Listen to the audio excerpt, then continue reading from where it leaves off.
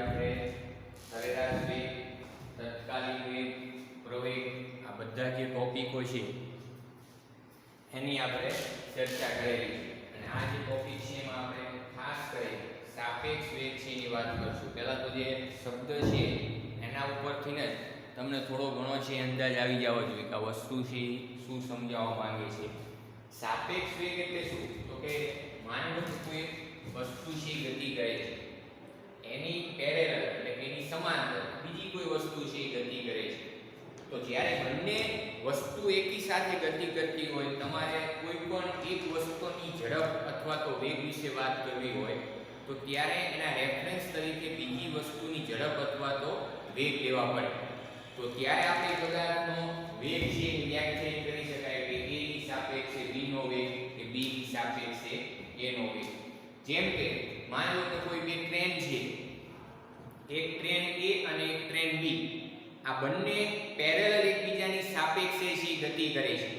સમજો હવે જો બને એવું કે માની લો કે બે ટ્રેક હોય, આ રેલવે ટ્રેક છે, અહીંયા ટ્રેન A જે છે એ ગતિ કરે છે, બીજા ટ્રેક ઉપર ટ્રેન B છે એ ગતિ કરે છે, બંને એકબીજાને સમાંતર ગતિ કરે છે। સમજો આની ઝડપ b a છે અને આની ઝડપ છે vb છે। જો આમાંથી બંનેની ઝડપ એક સમાન હોય, મતલબ બંને ટ્રેનો એક સમાન ઝડપથી એક જ દિશામાં ગતિ કરતી હોય, તો એના અંદર બેઠેલ જે વ્યક્તિ હશે એને બેમાંથી જે ટ્રેન છે સ્થિર જણાશે, કારણ કે બંને એક સમાન ઝડપથી ગતિ કરે છે।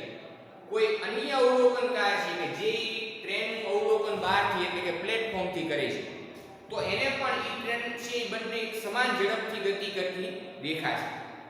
પણ એવું બને કે એક ટ્રેન છે ની ઝડપ છે વધારે હોય, va ગ્રેટર ધેન vb હોય, તો એવું કહી શકાય કે b ટ્રેનમાં બેઠેલ વ્યક્તિને એવું જણાશે કે a ટ્રેન એનાથી આગળ નીકળતી જણાય છે। આનાથી ઉલટું હોય કે vb ગ્રેટર ધેન va હોય, એ ટ્રેનમાં બેઠેલ વ્યક્તિને એવો અનુભવ થશે કે જે બી ટ્રેન છે એનાથી આગળ નીકળે છે। એનું કારણ શું? કે એની ઝડપ આની સાપેક્ષે કેવી છે? વધારે। તો આ જે સાપેક્ષ શબ્દ છે ખૂબ જ અગત્યનો છે। આપણે ઘણીવાર જોયું હશે કે આપણે કોઈ પ્લેટફોર્મ ઉપર ઊભા છે અથવા તો આપણે ટ્રેનમાં બેઠેલા છે, એટલે આપણે પોતે એક અવલોકનકાર છે। સમજો હવે જ્યારે ટ્રેન ગતિમાં હશે ત્યારે જે પ્લેટફોર્મ ઉપર ઉભેલ જેટલા વ્યક્તિઓ હશે અથવા તો અહીંયા જે વૃક્ષો હશે એને તમે એનું અવલોકન કરો તો તમને એવું જણાશે કે વૃક્ષોય ગતિ કરે છે, હકીકતમાં અહીંયા સ્થિર જ છે, પણ આપણને ગતિ કરતા શા માટે જણાય છે? કારણ કે આપણે એવી પરિસ્થિતિમાંથી અવલોકન કરીએ છીએ કે જે પરિસ્થિતિમાં આપણે પોતે ગતિ અવસ્થામાં છે। તમે ટ્રેનમાં બેઠેલ કોઈ વ્યક્તિને જોશો તો એ વ્યક્તિ તમને સ્થિર જણાશે, ટ્રેન ગતિ કરે છે। સમજો તમે ટ્રેનમાંથી બહાર અવલોકન કરશો એટલે બહાર તમને બધી વસ્તુ ગતિમાં જણાશે। શા માટે? કારણ કે તમે જેમાં બેઠા છો એક પ્રકારે નિર્દેશ ફ્રેમ કહેવાય, આપણે અગાઉ વ્યાખ્યાયિત કરી। નિર્દેશ ફ્રેમ એટલે શું? તો સાપેક્ષ વેગમાં આ શબ્દ ખૂબ જ અગત્યનો છે। નિર્દેશ ફ્રેમ, નિર્દેશ ફ્રેમની વ્યાખ્યા એવી છે કે અવલોકનકાર જે સ્થળેથી જે પરિસ્થિતિમાં અવલોકન કરે તેને નિર્દેશ ફ્રેમ કહે છે। એટલે કે અવલોકનકાર છે કે જે સ્થળેથી જે પરિસ્થિતિમાં અવલોકન કરે એને આપણે શું કહેશું? તો કે નિર્દેશ ફ્રેમ। જેમ કે ગતિમાન જે ટ્રેન છે તો એમાં બેઠેલ વ્યક્તિ છે એના માટે એ ટ્રેન એમાં કોઈ ઘડિયાળ હોય તો એ ઘડિયાળ પણ આવી જાય, એ બધી વસ્તુ એના માટે એક નિર્દેશ ફ્રેમ છે, કારણ કે પરિસ્થિતિ જે એનામાં હોય છે, જે સ્થળેથી એનું અવલોકન થતું હોય છે એને નિર્દેશ ફ્રેમ તરીકે ઓળખવામાં આવે। આપણે ટ્રેનમાં બેઠેલા છે, બહારથી કોઈ વ્યક્તિ આપણું અવલોકન કરે એટલે કે અવલોકનકાર બહાર ઊભેલો છે પ્લેટફોર્મ ઉપર અને ઈ આપણું અવલોકન કરશે, સમજો તો એને આપણે ગતિમાં જણાશે। પણ ટ્રેનમાં જ તમારી સામે કોઈ સીટ ઉપર બેઠેલો વ્યક્તિ તમને જોશે એટલે તમે એને સ્થિર જણાશો। ખ્યાલ આવે છે કે નહીં? તો આ બધી વસ્તુ માટે હંમેશા આપણે સાપેક્ષ જે પરિબળ છે એ ધ્યાનમાં લેવા પડે છે। એટલા માટે આપણે સાપેક્ષ વેગ જ્યારે બે પદાર્થો અથવા તો બે વસ્તુ અલગ અલગ વેગથી ગતિ કરતી હોય તો ત્યારે એકની સાપેક્ષે બીજાના વેગ વિશે આપણે વાત કરવી પડે. તો જો એનું એક ઉદાહરણ છે એના દ્વારા આપણે આખી વસ્તુ છે એ સમજવાની છે, એ બરાબર ધ્યાન આપજો. ધારો કે હું એમ કહું, ધારો કે t બરાબર 0 સમય એટલે કે પ્રારંભિક સ્થિતિમાં બે પદાર્થોની વાત કરું, પદાર્થ A અને પદાર્થ B. એ બે પદાર્થો છે એના સ્થાન અનુક્રમે xa અને xb0 છે. t બરાબર 0 સમયે બે પદાર્થોના સ્થાન આપણે વાત કરી, એકનું સ્થાન xa અને બીજુંનું સ્થાન xb0 છે. અત્યારે આ પોઝિશન ઉપર છે.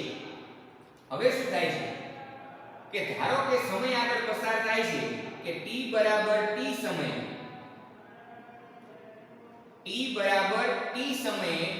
એ પદાર્થનું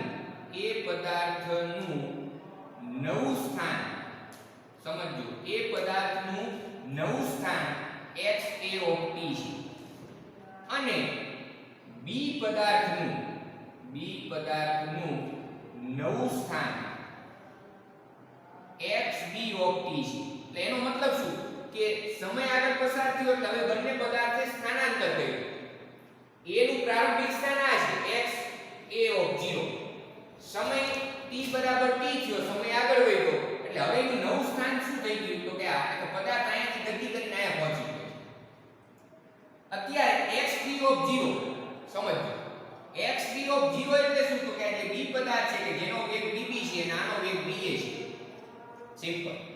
તો xb0 એટલે શું તો કે t બરાબર 0 સમયે પદાર્થ આ સ્થાન ઉપર છે. સમય આગળ પસાર થયો t બરાબર t, તો હવે પદાર્થ ગતિ કરીને ક્યાં પહોંચી ગયો તો કે આ સ્થાન પર, જ્યાં આ જે ડિસ્ટન્સ છે બે પદાર્થ વચ્ચેનું અંતર છે. સમજો,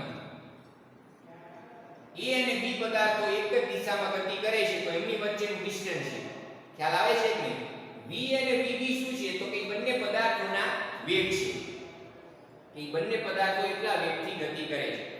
તો હવે પ્રશ્ન શું છે કે t સમયમાં બંને પદાર્થોના સ્થાનાંતર વિશે આપણે વાત કરી, સમજો, અથવા તો t સમયમાં બંને પદાર્થો છે એના વેગ વિશે આપણે વાત કરી. તો એવું કહી શકાય કે t સમયમાં પદાર્થ a નો વેગ, જેને આપણે va કહીશું, તો વેગ એટલે શું તો કે સ્થાનાંતર છેદમાં સમય. એ પદાર્થે કરેલું સ્થાનાંતર કયું તો કે xa xa છેદમાં સમયગાળો t 0. તો હવે આના ઉપરથી આવું લખી શકાય કે va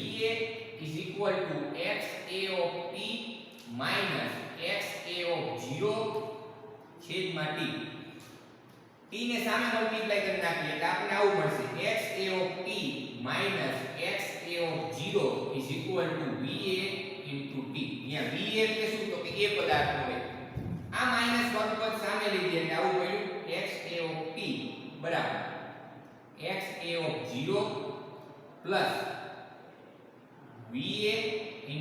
આ સમીકરણ નંબર 1 કે t સમયમાં પદાર્થ a છે એનું નવું સ્થાન આયા છે તો એ xa બરાબર xa va t. ખ્યાલ આવે છે કે તેવી જ રીતે b પદાર્થ માટે આપણે લખી નાખીએ જેમ અહીંયા લખ્યું છે સેમ એવી જ રીતે આપણે b માટે કઈ રીતે લખાય તો આ જ રીતે જો xb બરાબર xb એટલે શું તો કે જે b પદાર્થ છે એનું નવું સ્થાન કયા સમયે તો કે t સમય બરાબર. આના જેમ xb અહીંયા b લખ્યું છે અહીંયા શું લખવાનું vb t.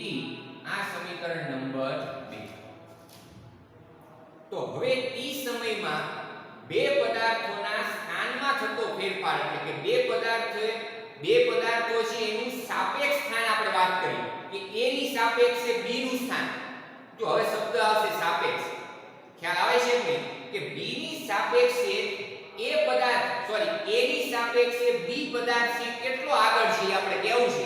તો એના માટે શું કરવું પડે તો કે સમીકરણ 2 બેમાંથી એક બાદ કરતા, એટલે આમાંથી આ બાદ કરશો એટલે આવું થશે xb of t minus xa of t બરાબર, આમાંથી આ બાદ થાય xb of 0 minus xa of 0, આપણે આ જે પદ છે એમાંથી આ પદ છે બાદ કરીશું, પ્લસ vb minus va, સમજો vb minus va કાઉન્સની બાકી. આ જે સમીકરણ છે આપણા માટે ખૂબ જ અગત્યનું છે. આ સમીકરણ છે હકીકતમાં શું કહેવા માંગે છે કે t સમયમાં, t જેટલા સમયમાં a ની સાપેક્ષે b છે કેટલો આગળ છે, એટલે કે a ની સાપેક્ષે b નું સ્થાન કયું છે તમને કહેવા માંગે છે. અને એની સામે જે જમણી બાજુ આ જે પદ આવે છે vb minus v, vb minus v એટલે એ શું કહેવાય તો કે a ની સાપેક્ષે b નો વેગ, vb minus va એને આ રીતે લખાય, સમજો vba.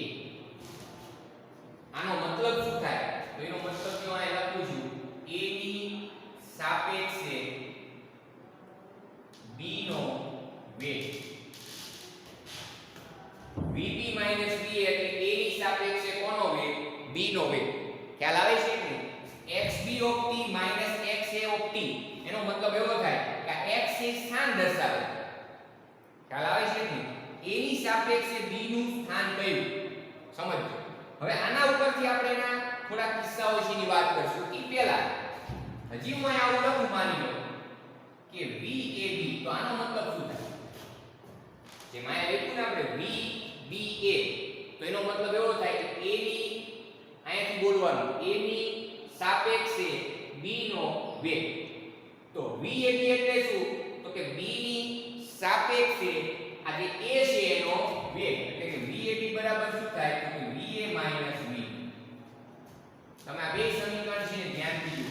સમીકરણ નંબર 1 અહીં લખીને આપું છું, B ની સાપેક્ષ A નો વેગ. આ જે છે સમીકરણ નંબર 2. આ બે સમીકરણ ઉપરથી હું આવું લખી શકું VBA બરાબર માઈનસ VAB. આવું લખાય, કારણ કે તમે જો VBA એટલે શું તો કે VB minus V, VAB એટલે શું તો કે VA minus VB. તો અહીંયાથી માઈનસ કોમન લો એટલે કૌંસમાં લખાય VB minus VA. ખ્યાલ આવે છે કે નહીં? જો આ કઈ રીતે આવે તો કે VAB બરાબર શું છે VA minus VB. હું અહીંયાથી માઈનસ કોમન લઈ લઉં એટલે આવું લખાય VB minus VA. ખ્યાલ આવે છે કે તો હવે આના ઉપરથી આવું લખી શકાય માઈનસ આ VB minus VA એટલે શું તો કે VB. એટલા માટે a ની સાપેક્ષે b નો વેગ બરાબર માઈનસ b ની સાપેક્ષે a નો વેગ થાય. કોઈ પણ બે પદાર્થો હોય a અને b, સમજો a અને b બે પદાર્થો છે, a નો b ની સાપેક્ષે વેગ બરાબર b નો a ની સાપેક્ષે વેગ થાય. એ બેના મૂલ્યો એક સમાન થાય. તો આ બેના તમે મૂલ્યો કેશો તો આ રીતે લખાય, તો પાછી માઈનસ ની સાઈન નો લખાય. બેના મૂલ્યો એક સમાન થાય પણ બંને વેગ પરસ્પર કેવા થશે વિરુદ્ધ. આ આપણે સાપેક્ષ વેગની વાત કરી. જે એક બીજી વસ્તુ અહીં નોંધવા જેવી છે કે આપણે જ્યારે આ VA અને VB લખ્યા, સમજો VA એટલે શું તો કે A પદાર્થનો વેગ અને VB એટલે B પદાર્થનો વેગ. પણ ઈ પણ કોઈ પણની સાપેક્ષે વેગ છે. કોની સાપેક્ષે તો કે જમીનની સાપેક્ષે. આ યાદ રાખો. આ જે વેગ છે ને VA અને VB ઈ પણ એક પ્રકારે સાપેક્ષ વેગ જ છે, પણ ત્યારે તમારે રેફરન્સ તરીકે કોને લેવું પડે તો કે જમીન, કે જે સ્થિર છે એટલે એનો વેગ કેવો હોય શૂન્ય. માનો કોઈ વસ્તુ ગતિ કરે તો કે જમીન ગતિ નથી કરતી.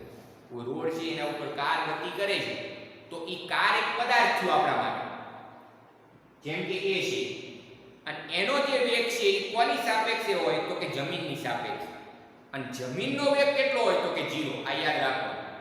ગ્રાઉન્ડ છે, જમીન છે, એનો વેગ કેટલો હોય શૂન્ય. એટલે કે કોઈ પણ પદાર્થ વાસ્તવમાં કોઈ પણ પદાર્થ જ્યારે ગતિ કરતો હોય તો એનો જે વેગ હોય એ હંમેશા શરૂઆતમાં કોની સાપેક્ષે હોય તો કે જમીનની સાપેક્ષે કોઈ એક સિંગલ પદાર્થ માટે.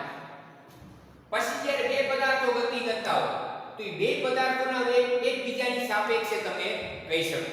પણ કોઈ એક સિંગલ પદાર્થ જ્યારે ગતિ કરે છે તો ત્યારે એના સાપેક્ષ વેગ વિશે વાત કરવી છે તો એ હંમેશા જમીનની સાપેક્ષે હોય અને જમીન જે છે એ સ્થિર અવસ્થામાં છે એટલે એનો વેગ છે હંમેશા કેવો હોય? શૂન્ય. એ આગળ આવશે, આપણે એક એક્ઝામ્પલ લઈશું એનું. હવે તો અહીંયાથી થોડાક જે આલેખો છે એની આપણે ચર્ચા કરવાની છે. સમજજો બરાબર.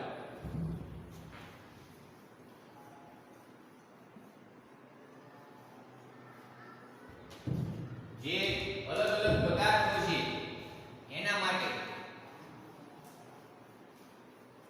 સ્થાન વિરુદ્ધ સમયના જે આલેખ છે એની આપણે વાત કરીશું. એમાં જે પહેલો આલેખ છે હું દોરું છું. આપણે કોઈ મૂલ્ય નહીં દર્શાવીએ, ખાલી સમજૂતી માટે. આ સમય t, આ સ્થાન. બે પદાર્થો છે કે જેના વેગ છે એકના વેગ va છે, બીજાનો વેગ vb છે. ઈ બંને પદાર્થો જ્યારે a અને b પદાર્થો જ્યારે ગતિ કરે છે, સમજજો. તો એમાં જો હું કન્ડિશન આપું છું કે જો va બરાબર vb હોય તો હવે આ સમીકરણ છે એના ઉપર ધ્યાન આપો. va બરાબર vb એટલેનો મતલબ શું? કે જે બે પદાર્થો ગતિ કરે છે ઈ બંને એક સમાન વેગથી ગતિ કરે છે. સમજ. જે હમણાં a અને b પદાર્થની આપણે વાત કરીએ, a અને b પદાર્થ, પહેલા a પદાર્થ છે અહીંયા તો b પદાર્થ છે અહીંયા છે. ત્યારે એની વચ્ચેનું સ્થાન છે ઈ માની લો હું એકું x છે, આપણને ખબર નથી. અને આ જે કન્ડિશન ક્યારે છે કે t બરાબર 0 છે. આનો વેગ છે va છે, આનો વેગ છે vb છે. હવે બંને પદાર્થો છે આ દિશામાં ગતિ કરે છે. એક સમય એવો આવે છે કે t બરાબર e સમય થાય ત્યારે a પદાર્થ અહીંયા પહોંચે છે અને b પદાર્થ અહીંયા પહોંચે છે. આ va અને આ vb.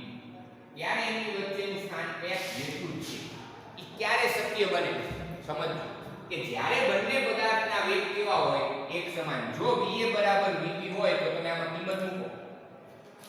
આ જે સમીકરણ છે એ સાપેક્ષ વેગની થિયરીમાં મૂળભૂત સમીકરણ છે આપણા માટે. એમાં હું va બરાબર vb મૂકી દઉં એટલે આ પદ છે આખું આપણા માટે શું થઈ જાય? 0. તો ફક્ત બાકી શું રહેશે? તો આવું રહેશે xb of t minus xa of t બરાબર xb of 0 minus xa of 0. આનો મતલબ શું થાય છે? કે જ્યારે બે પદાર્થો ગતિ કરે છે અને બંને પદાર્થોના વેગ જો એક સમાન હોય, બંને પદાર્થોના વેગ જો એક સમાન હોય તો એ બેનો સાપેક્ષ વેગ છે એ 0 હોય.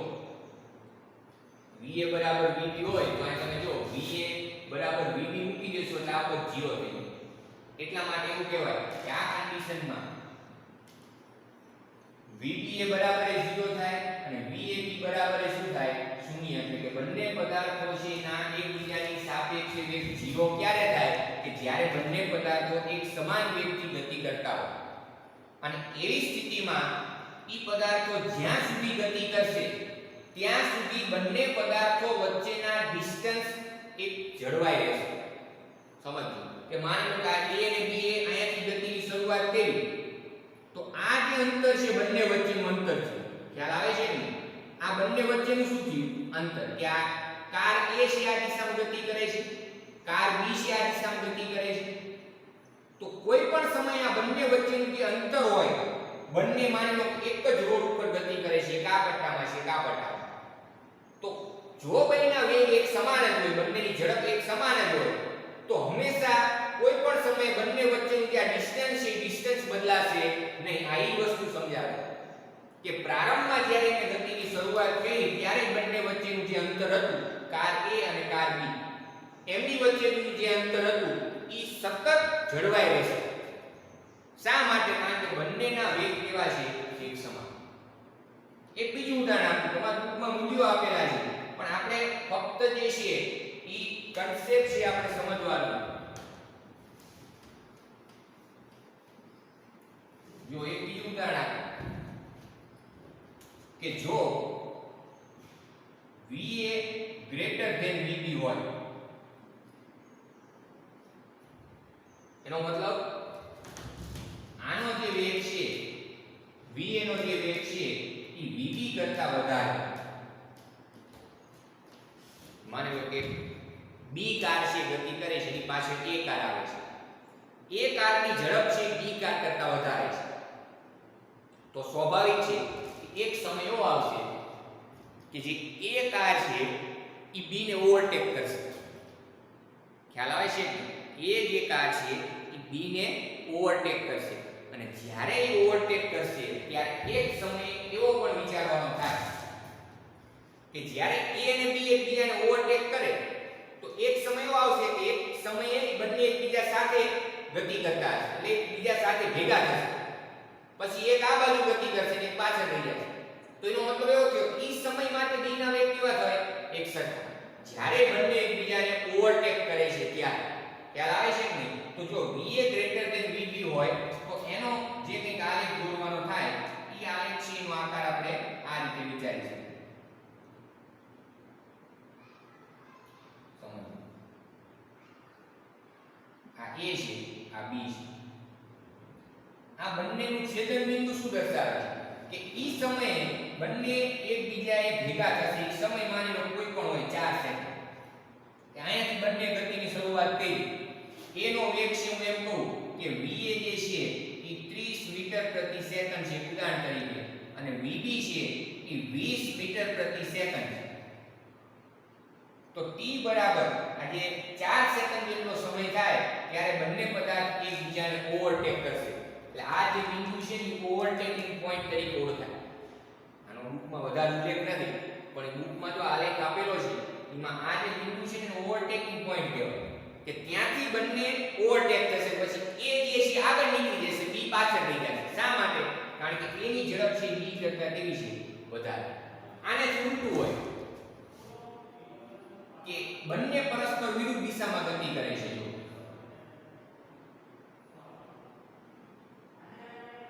બંને પરસ્પર વિરુદ્ધ દિશામાં ગતિ કરે છે, એક આ તરફ ગતિ કરે છે, બીજો આ તરફ ગતિ કરે છે. સમજો, તો એક સમય એવો આવશે કે પહેલા બંને બુકમાં અંદર લખેલ છે t બરાબર 1 સેકન્ડ, આ A છે ને આ B છે. તો એક સમય એવો આવશે કે ત્યારે બંને એકબીજાને પહેલા ઓવરટેક કરશે, બંને પરસ્પર વિરુદ્ધ દિશામાં ગતિ કરે છે. એક જ રોડ છે, એક સામેથી આવે છે, એક આ રીતે ગતિ કરે. તો એક સમય શું થશે કે બંને એક સમય એવો આવશે કે ત્યારે એક પોઈન્ટ ઉપર ભેગા થશે, અને પછી એક વિરુદ્ધ દિશામાં ગતિ કરશે, બીજો એનાથી વિરુદ્ધ દિશામાં ગતિ કરશે. તો કહેવાનો મતલબ શું કે જ્યારે બે પદાર્થો છે એના વેગ એક સમાન હોય ત્યારે બેના સાપેક્ષ વેગ છે 0. ઓવરટેકિંગ નો પ્રશ્ન ક્યારે આવે કે જ્યારે કોઈ પણ એક પદાર્થનો વેગ બીજા પદાર્થ કરતા વધારે હોય ત્યારે એ પદાર્થ બીજા કરતા આગળ ગતિ કરે, ને આગળ ગતિ કરવો એટલે એને આપણી ભાષામાં ઓવરટેક કર્યું કહેવાય. ખ્યાલ આવે છે? હવે કાંઈ અગત્યની વસ્તુ બીજી સમજવાની છે આપણા માટે, કે જે દાખલાઓમાં ઘણીવાર પૂછાય છે. આ વસ્તુ એકવાર ખાસ સમજવા જેવી છે, એટલે બુકમાં નોંધ કરીને એડ કરવાની થાય. સમજો, હું એમ કહું કે 3 પદાર્થો છે P, Q અને R. આ 3 પદાર્થો છે. P નો જે વેગ છે એ Vp છે, આનો છે Vq છે, અને આનો છે Vr છે. જો આ વસ્તુ બરાબર સમજજો, દાખલાઓમાં MCQ માં ઘણીવાર ઉપયોગમાં આવશે. આ સાપેક્ષ વેગ ઉપરથી જ છે. Vp, Vq અને Vr આ ત્રણેય છે એ ત્રણેય પદાર્થોના અનુક્રમે વેગ છે, અને મેં કીધું કે એ વેગ હકીકતમાં સાપેક્ષ વેગ છે. કઈ રીતે? તો Vp નો મતલબ એવો થાય કે આ જે વેગ છે એ જમીનની સાપેક્ષે છે. કોની સાપેક્ષે? જમીનની સાપેક્ષે. હકીકતમાં તો આપણે અહીંયા લખવું પડે આવું VPG, VQG અને VR. અહીંયા VPG એટલે એનો મતલબ એવો થાય કે G એટલે ગ્રાઉન્ડ, જમીનની સાપેક્ષે P નો વેગ, જમીનની સાપેક્ષે Q નો વેગ અને જમીનની સાપેક્ષે R. પણ આ પ્રમાણે જો આ બેના બધાના સૂત્ર લખવામાં આવે તો સૂત્ર આવા થશે. VPG બરાબર શું થાય? તો કે VP VG. હવે VG એટલે શું? તો કે જમીનનો વેગ. જમીન ગતિ કરતી નથી, એના ઉપર કોઈ વસ્તુ ગતિ કરે છે, તો આ VG ની કિંમત હંમેશા 0 થાય, એટલે આના બરાબર શું થાય? VP. સેમ ઈ જ રીતે આ VQG બરાબર VQ માઈનસ VG બરાબર આ તો જો મૂલ્ય છે 0 થશે VG ની કિંમત એટલે સામે શું આવશે V. તેવી જ રીતે VRG બરાબર તો કે અહીંયા VR માઈનસ VG તો અહીંયા જવાબ આવશે VR. એટલા માટે જો આપણે VPG બરાબર VP લખશું પણ VP લખીએ એટલે એનો મતલબ એવો થાય કે જે P જે પદાર્થ છે એનો ઈ સાપેક્ષ વેગ જ છે. કોની સાપેક્ષ છે? જમીનની સાપેક્ષ. ખ્યાલ આવે છે કે એટલા માટે આપણે શું કરશું કે ખાલી હું અહીંયા VP લખીશ પણ તમારે સમજવાનું ઈ અને અહીંયા હું ખાલી VR લખીશ. ત્રણે ત્રણ પદાર્થો છે એના વેગ છે. હવે સમજો બરાબર. જો હું આ રીતે લખું કે V PQ આને બોલવાનું કઈ રીતે તો કે Q ની સાપેક્ષે કોનો વેગ તો કે P નો વેગ. એટલે Q ની સાપેક્ષે P નો વેગ અને આનું સૂત્ર આ પ્રમાણે શું લખાય તો કે ત્યાં V છે VPQ છે એટલે આ રીતે લખવાનું VP VQ એકદમ સિમ્પલ. બોલવાનું કઈ રીતે તો ઉલટું આયા Q ની સાપેક્ષે P નો વેગ. જ્યારે સૂત્ર લખવાનું થાય VPQ બરાબર ત્યારે અહીંથી જોવાનું VP VQ. પછી હું આવું લખું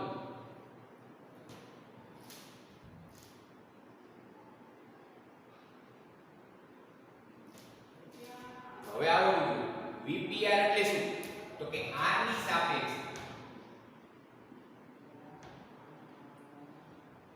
P નો વેગ.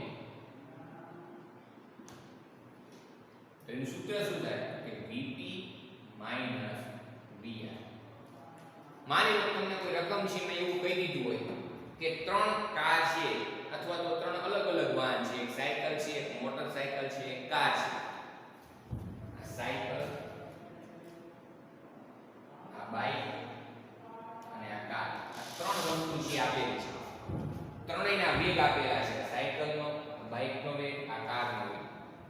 તમને એવું કીધું હોય હવે હું સાયકલ કહું એટલે P બાઇક કહું એટલે Q અને કાર કહું એટલે R સમજવાનું.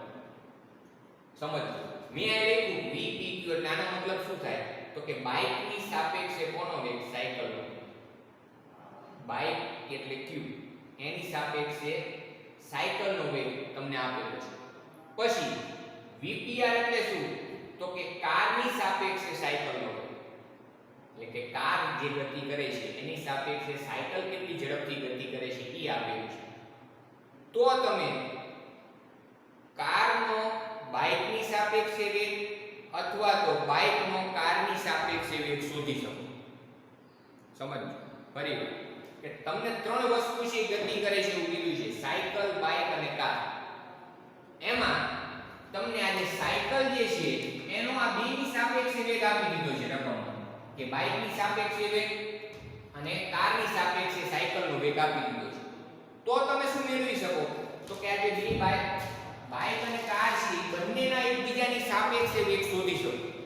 ખ્યાલ આવે છે કે તો હવે એના ઉપરથી હું આવું લખું કે આ બેની આપણે બાદબાકી કરવી છે તો આવું થશે. આ બેની આપણે બાદબાકી કરશું એટલે કે VP VQ VP VR. તો અહીંયા VR VQ થાય આ જે છે કેન્સલ થઈ જાય અને જો આ VR VQ હોય તો અહીંયા VRQ થાય. આ આપણે શું કહેવા માંગીએ છીએ આનો મતલબ Q એટલે શું તો કે બાઇક. બાઇકની સાપેક્ષે કોનો વેગ તો કે કારનો વેગ. ખ્યાલ આવે છે કે જો તમને સાયકલનો કારની સાપેક્ષે વેગ બાઇકની સાપેક્ષે વેગ ખબર હોય સાયકલનો P એટલે સાયકલ એનો R એટલે કારની સાપેક્ષે વેગ ખબર હોય તો તમે બાઇકની સાપેક્ષે કારનો જે વેગ છે એ મેળવી શકો. આ જે સાપેક્ષ વેગનો જે કન્સેપ્ટ છે એ કોઈ પણ MCQ અથવા તો જે દાખલાઓ છે એમાં ખૂબ જ ઉપયોગી હોય છે. ખ્યાલ આવે છે ને એટલે આ બરાબર તૈયાર કરી